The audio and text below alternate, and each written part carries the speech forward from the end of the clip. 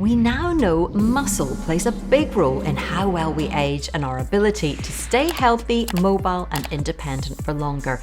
But there's nothing quite like seeing with your own eyes just how much of a difference building muscle in later life can make. And that's what's happening with my own parents, who started weight training in January this year, proving in their 80s that it's never too late to reverse muscle loss. A year before, my dad, who's now 81, had undergone surgery to treat a hernia in his groin that he'd been told had happened due to muscle weakness. And if you've followed their journey so far, you'll also know my 82-year-old mum, who has osteoporosis, had lost so much muscle in her back that she could no longer hold it upright as she walked. And in fact, she'd lost the ability to walk unaided for more than about 30 seconds before she developed pain in her back and stopped being able to hold it up. So the only solution that helped was an upright rollator that she's been using outdoors to support her walking. Back in January, she told their strength training coach, Chris Reese, who's also a physical therapist, that her goal was to be able to walk upright again. By this stage, she was struggling to move around the house unaided, and he said he was confident she could change that. So we knew it would take time, but in our last update in March, 2 months into their strength training journey, my mum was starting to notice little changes. She was able to hold her back upright for just a little longer as she walked, and she'd had a breakthrough in that she was now able to stand upright as she washed her hair in the shower in the mornings. Now that's something most of us take for granted, but for my mum it had become almost impossible, so she had to lean against the side of the shower and wash her hair while she was hunched over, which wasn't very comfortable. Now, just coming up for 5 months into their training, she's really starting to notice the difference in her mobility, which we're going to share with you in this episode. As for my dad, the other day he and my eldest son were looking up the world record deadlifting weight for men in their 80s, so his goalposts are certainly starting to shift. I'm Clare Johnston, a journalist in my 50s dedicated to exploring how to age well. I do that on YouTube, on podcast platforms, and on my website, honest.scot. You'll find details of how to access my content below, along with the playlist for this Rebuilding Mum and Dad series, so you can catch up on any missed updates, as well as being able to watch their very first coaching session and my recent interview with their coach. But now, let's find out what's changed for my parents over the past couple of months, including another breakthrough moment for my mum.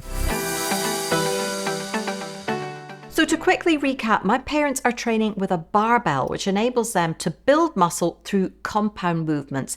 And that just means they work multiple muscle groups with each exercise.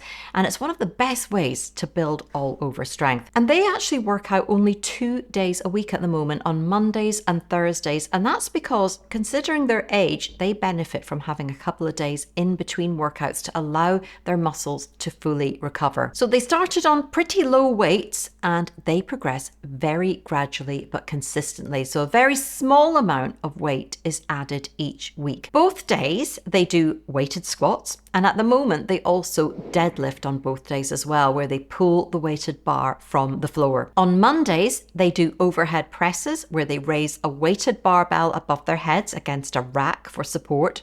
And on a Thursday, instead of the rack press, they do a bench press, where they're lying on their backs and raising the bar above their chest. So to give you some idea of how much they've progressed in the last few months, in my first session, my dad initially lifted 30 kilos from the floor, quickly progressed to 40 kilos or 88 pounds.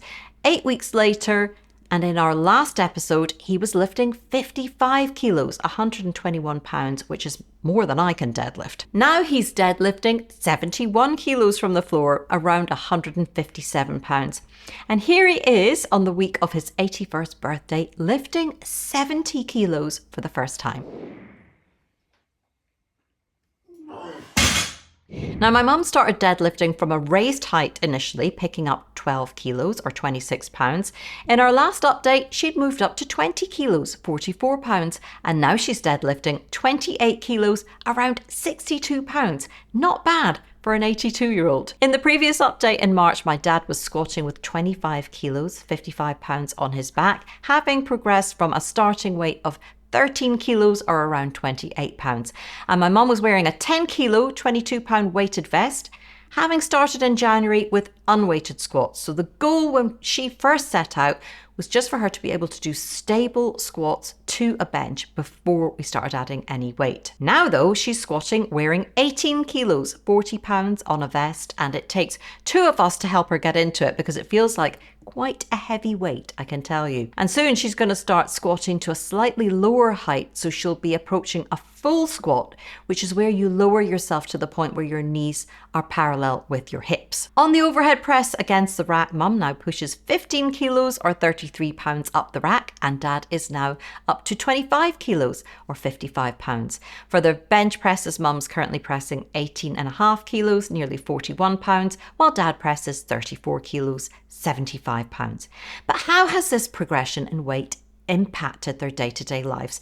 Well, let's start with my mum, who back in January was really starting to struggle and had been looking a little frail and unsteady. So a couple of months into their training in March, I recorded footage of her just walking into our house with her stick, where you can see her movement is still quite hesitant and her back is stooped.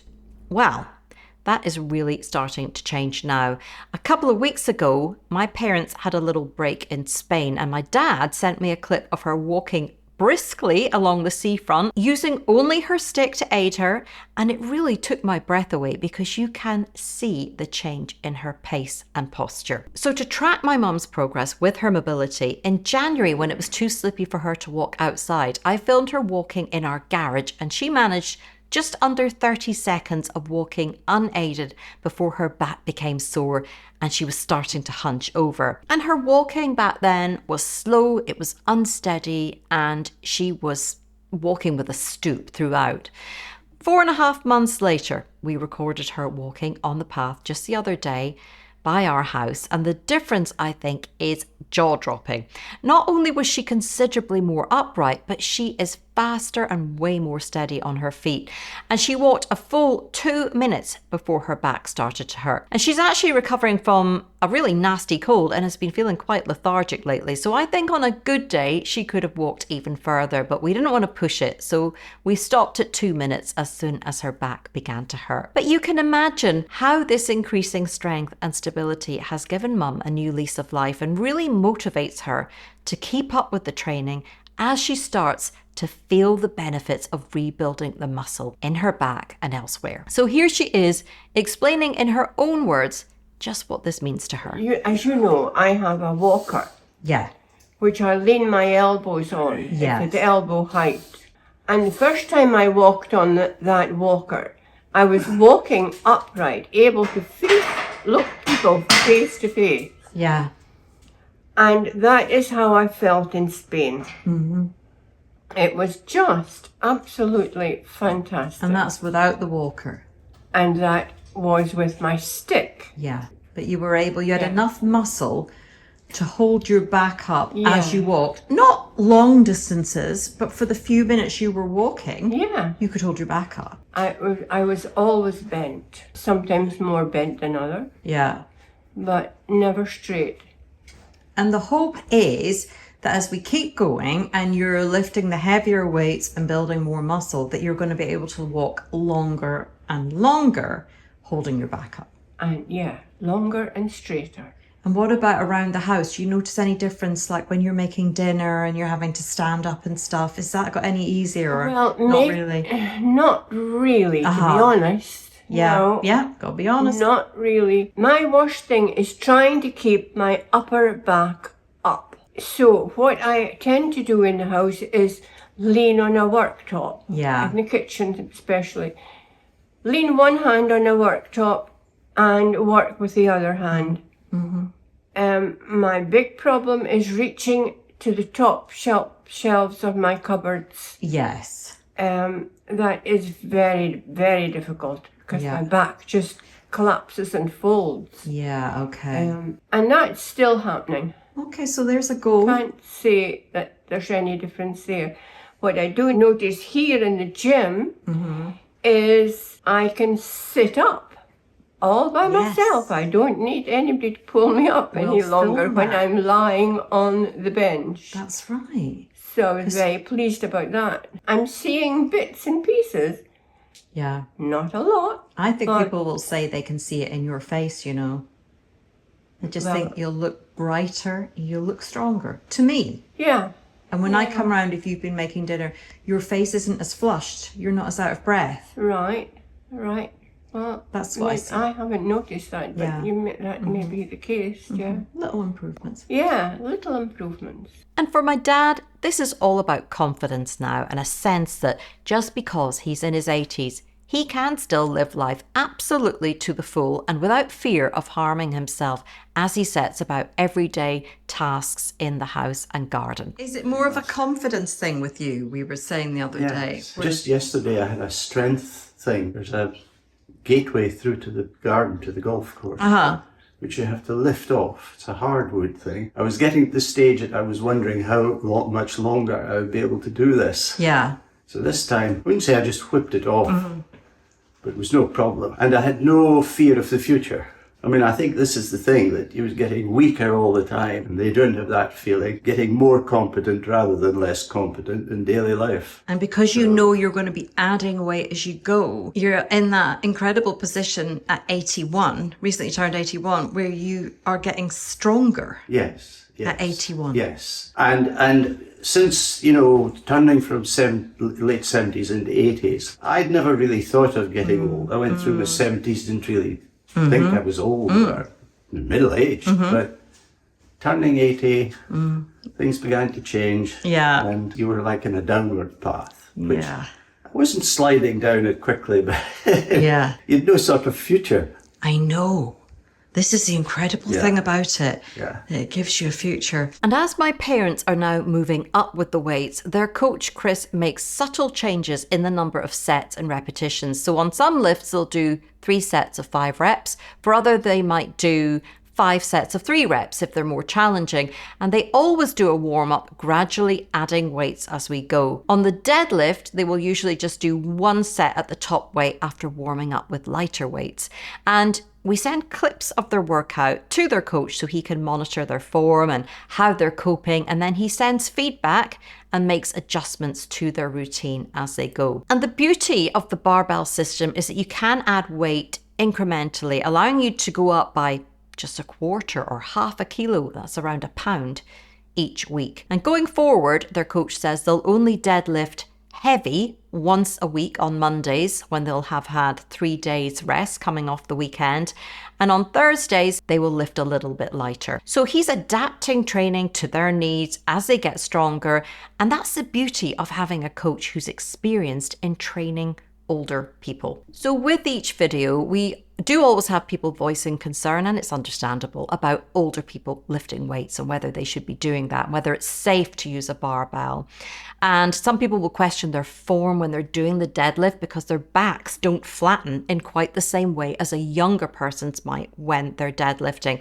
So if you have any questions around their safety, please check out the playlist in the description and you'll see my recent interview with their coach, Chris, where we talk that through and why things might look a little bit different when an older person works out in this way. But the bottom line is that in just 5 months, my parents are already in a very different position to how they started the year. And my mum in particular is proving that it is possible to reverse frailty in later life through weight training.